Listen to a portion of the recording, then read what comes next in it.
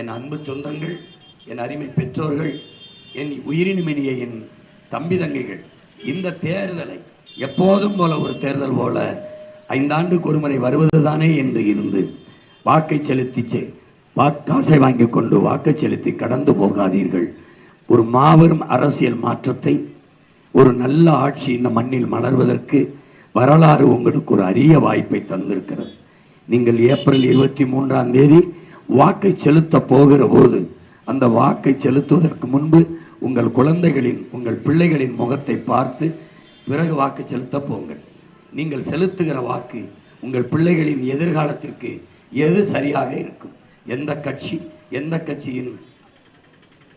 கட்சியின் செயல்பாடு, எந்த கட்சி ஆட்சிக்கு வந்தால் நாடு மக்களும் நிம்மதியாக இருக்க முடியும், பிள்ளைகளின் எதிர்காலம் பாதுகாப்பாக இருக்கும் என்பதை உணர்ந்தறிந்து ஆய்ந்து தெளிந்து உங்கள் மதிப்புமிக்க வாக்கை செலுத்துங்கள். எங்களுக்கே செலுத்துங்கள் என்று சொல்லவில்லை. யார் எடுத்து வைக்கிற கருத்து சரியா இருக்கு, யார் கையில் நாடு இருந்தால் சரியா இருக்கு. ஏற்கனவே ஐயா கருணாநிதி அவர்கள் கையில் 25 ஆண்டுகள் இருந்துட்டது, அம்மா ஜெயலலிதா கையில் 20 ஆண்டுகள், ஐயா எடப்பாடி கையில் 4.5 ஆண்டுகள், ஐயா ஸ்டாலின் கையில் 5 ஆண்டுகள். எல்லார் ஆட்சியிலும் வாழ்ந்து பார்த்துவிட்டீர்கள். என்ன மாற்றம் கண்டீர்கள்? 1000 ரூபாய் இருந்து 2000க்கு வந்திருக்கிறீர்கள். ஓட்டுக்கு 500 இருந்து 2000க்கு வளர்ந்திருக்கிறீர்கள். வேற என்ன கண்டிருக்கிறீர்கள்?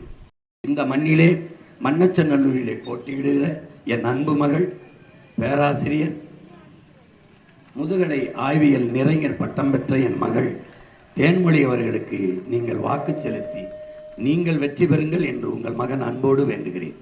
என் மகள் கல்லூரியில் பேராசிரியர் பணியை விட்டுவிட்டு நாடாளுமன்ற தேர்தலில் நான் சொன்னதற்காக என் மகள், ஒற்றை மனிதனாக என் அப்பா இந்த மண்ணுக்கு மக்களுக்கும் தொடர்ந்து பாடுபடுகிறார், அவருக்கு துணையாக நான் நிற்க வேண்டும் என்று வேலையை விட்டுவிட்டு வந்து இந்த பணியிலே நிற்கிறார்.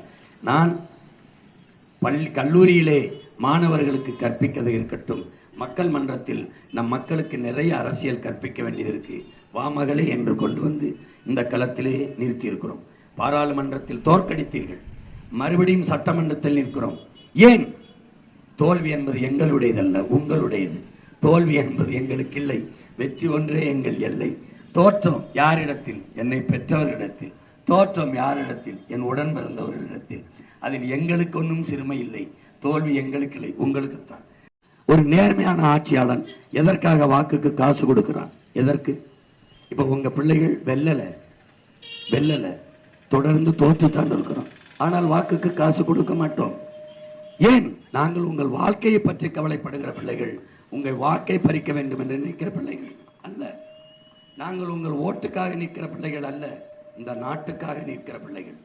பதவியும் பணம் தான் என்றால் கூட்டணி வைத்திருக்க முடியாதா? இந்த திருட்டு திராவிட கட்சிகள் எதோடாவது சேர்ந்திருக்க முடியாதா?